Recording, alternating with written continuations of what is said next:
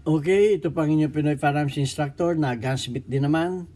At gusto ko lang pong ipalaala doon sa mga bago pa sa aking YouTube channel na wag po ninyo akong hanapin sa Pilipinas. Ako po ay wala dyan. 20 years na po ako nagtatrabaho dito sa Kuwait sa Mayadin Shooting Range bilang isang firearms instructor, gunsmith at ngayon ay consultant na.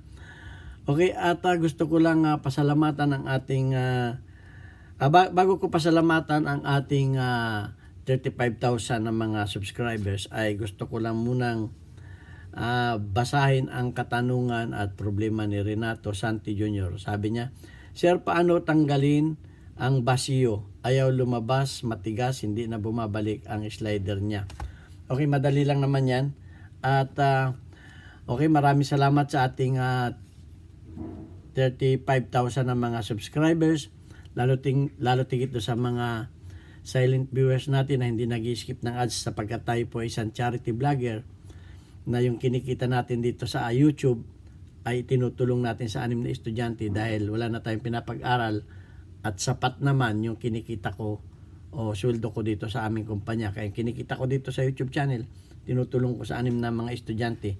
At narito po ang ating isang estudyante na gustong magpasalamat Hi sa inyo everyone! lahat. Thank you to all the subscribers of Pinoy Firearms Instructor. This is all the things I buy. God bless you all!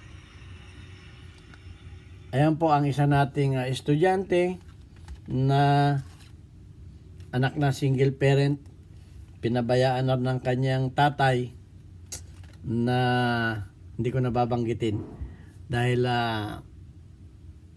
matalinong bata at gusto makapagtapos ng pag-aral kaya tulungan po natin siya. At ako lang ay nagpapasalamat sa ating mga sponsor na shout out kay Alfredo Isidro Ordosipay ng Las Piñas, kay sa kaibigan kong architect Arnel Salvador dito sa Kuwait, at kay Boy Umay, kay Jubel Platoon na mga sponsor natin. At ganyan din may nagtatanong ng ating GCash number, si JC Antonio Official. Ito po yung ating GCash number. Didikit ko na lang dito para doon din sa mga gustong magpatid ng pagmamahal doon sa 6 nating estudyante. Maraming salamat po sa inyo at tayo ay nakakatulong. May mga napagtapos na po tayong mga estudyante at gusto kong lumaki pa itong ating YouTube channel para mas marami pa tayong estudyante na mga tinutulungan. Dahil ako po ay nanonood din ng mga charity vlogger, pero ang pagkakaiba po ng aking YouTube channel ay yung YouTube channel po ay hindi ko kinukuha na ng pera para sa aking sarili.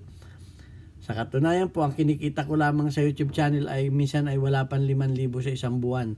Ang gastos ko po sa 6 na estudyante, pinakamababa ay 6,000 kada linggo. So, kumukuha pa tayo sa ating bulsa, nagpapaluwal tayo. So, kung kayo ay makakapatulong sa atin, ay malaking bagay po yan para lumawak pa ang ating pagcha-charity. Okay, ayan, at bibigyan na natin ng pansin ang katanungan ni Renato Santi Jr. So, meron tayo ditong isang hindi naman niya sinabi kung anong pistol yung kanyang barrel. So, check natin ang check muna natin kung may bala, clear, walang bala.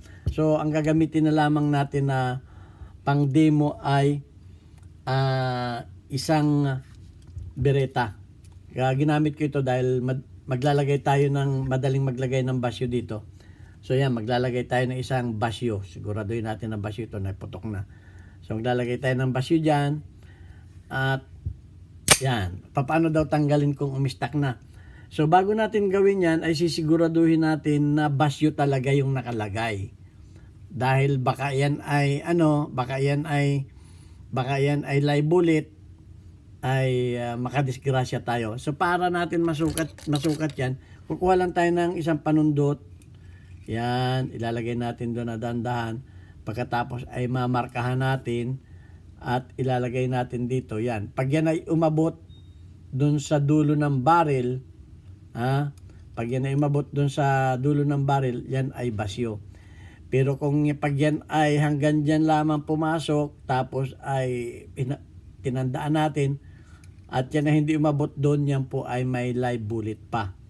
Okay? So, Ngayon, kung may live bullet pa yan, magdudubling ingat tayo at baka yan ay hang fire. Huwag muna natin yang galawin. So, ayan. At bago natin isukat, bago tayo magsukat ng ganyan, at least palampasin natin ng 1 minuto. Baka yan ay hang fire. Yung pong hang fire, ayun ay hindi agad pumuputok. Nagki-create pa siya ng, kumbaga yung powder niya ay maliit lang, naging spark nung kanyang nung kanyang primer ay hindi agad nasusunog. May mga powder na slow burn, yung mga matatagal, lalo na yung mga matatagal ng bala, baka yan ay hang fire. Puputok yan pagkalipas ng mga ilang sandali. So, at least 30 seconds, pinaka-safe na yung 1 minute bago natin gawin yan. So, ganyan. So, pag nasukat na natin yan, siguradong empty seal na yan.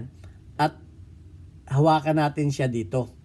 Okay, gawin na natin siya nakakak dahil nakakapagpabigat pa ito. Nakakapagpabigat pa ito. Wala namang problema na yan dahil itututok natin yan sa safe direction. Hawakan natin dito. Pag nahawakan natin dito yan, ay itong B-shape na to ang ating itatama dito. So, itatap natin siya dito. Okay? Para hindi na natin gagamitan ng tools o martilyo man, baka masira. Okay, gaganunin lang natin, Okay? So, ayan. At yan ay pwede natin siyang ulit-ulitin. Kung matigas, ulit-ulitin natin dahil yan ay gaganyan na siya. Gaganyan siya. Hanggang sa matanggal na. Mga 3, kung hindi makuha ng 1 beses, 2 beses. Yun, nalaglag na yung basyo. Ganun lang ang gagawin natin. So, hawakan lang natin. May serration kasi dito yan. Doon natin siya hawakan sa serration. Okay, ganyan ang paghawak. Pero sisiguraduhin natin na ito ay naka-point. Huwag nating, kahit yan ay basyo, susundin pa rin natin yung safety rules. Be sure na do not point the muzzle of your gun to anything you don't want to destroy. Okay, itututok natin yan. Okay, siyempre, lalo tigit sa ating sarili. Iwas natin yung ating katawan. So, itututok natin yan sa safe direction. Laging, natin yung ating safety rules. Kahit pa alam natin yan kahit pa alam natin yan na empty seal na yan, safe direction pa rin. Rules is rules. Yun ang sa akin. So, ingatan natin. At kung yan ay may bala doon, lalong doble ingat tayo. Okay? Kung may bala yan doon, advice ko sa inyo na kumuha na kayo ng isang tissue paper at ilagay na ninyo dito. Kung yan ay live bullet, ilagay na ninyo dyan. Para pumalo man yung niyan, hindi yan puputok. Pumalo man yung hammer niyan. For safety reason, maglagay na kayo dyan. Kung yan man ay may live bullet sa loob, maglagay kayo nito for safety. Tissue lang, tissue. Okay? Tissue paper lang. Ilagay ninyo dyan para sigurado tayong hindi puputok yan, pumalo man ng hammer. Okay, ganun lang ang gagawin ninyo. At lagi nating i-observe ang gun safety rules. Huwag yung bara-bara tayo. Lagi tayong, huwag natin isipin, naman yan, umido yan, o basyo na yan, kahit ano pa. Baka nagkakamali din tayo minsan. Baka sukat natin kala natin ay namalikmata lang tayo, nagmamadali tayo. Lagi tayong nasa safety rules. Lagi nating sundin yung gun safety para walang disgrasya mangyayari sa atin. So, ganun lang ang masasagot ko sa iyo. At sana ay may natutunan kayo sa maiksi nating videos na ito. Gaya ng sinabi ko sa inyo, lahat ng inyong tanong ay ating pagbibigyan. At sasagutin natin sa abot ng ating malit na kaalaman. Ang gusto ko lang sanang mangyari, yung mga nagtatanong ay sinasagot ko na may videos na tayo niyan. Ang gusto pa nila, ako pang maghahanap ng videos at sasabihin ko sa kanila yung title. Ay halimbawa, ang problema ninyo ay sa thumb safety. Mababasa naman ninyo lahat ng thumb safety. Panoorin ninyo, nandoon yun lahat. Kasi yung iba talagang ipapahanap pa sa akin yung videos. Hanapin na ninyo, playlist lang naman yan. Hindi naman ninyo hanapin sa buong YouTube yan Doon lang sa YouTube channel ko ninyo hanapin yan. yung inyong mga katanungan. At kung meron kayong hindi na unawaan doon sa aking mga paliwanag, mag-follow up question kayo. Sir, hindi ko na unawaan yung parte na yun. Paki-explica ng mabuti. At uulitin ko sa inyo. Ganun lang. At ang hangad ko lang naman ay makapagturo para makatulong doon sa mga namumroblema. Alam ko na mahirap humanap ng gunsmith sa atin. At simpleng bagay naman, kaya naman natin gawing DIY. Kamukha nung mga ganito. Hanap pa ba naman tayo ng mga magtatanggal niyan?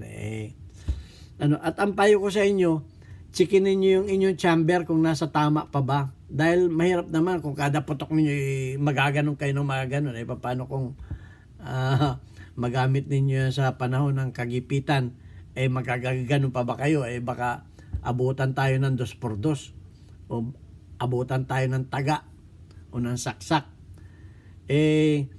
Ang payo ko sa inyo, may mga, yung ang sinasabi ko, panoorin ninyo mga videos ko kasi mapapanood ninyo doon yung paano ang pag-truthing, paano ang paghuning, kailan ninyo dapat palitan na ang inyong mga barrel, ano ba ang mga dapat ninyong gawin sa inyong mga firearms sa may mga problema na ganyan. Hindi yung ang kamukha ninyo, ang problema lang ninyo ay pagtanggal. So yun lang ang sasagutin ko. Paano kung kada putok ninyo ay magtatanggal kayo niyan? May problema na yung barrel ninyo, may problema na yung chamber nyo. Panoorin ninyo aking mga videos para hindi na kayo mamumroblema sa mga pagtanggal niyan. Dapat magawa ninyo ng remedyo. Ano ang dapat ninyong gawin kung palaging ganyan ang nangyayari sa inyong barrel. So papanoorin ninyo yung mga videos ko dahil nandun yun kung anong gagawin ninyo. Hindi yung pagtanggal lang ninyong alam ang naituro ko ngayon. Siyempre, yun lang ang ituturo ko. Yun lang ang tanong ninyo Pero yung mga paano gawin yan, may videos tayo niyan. At paano sukatin kung nasa tama pa ba ang gauge ng ating mga chamber, may ginawa na ako niyan. Ang dami na.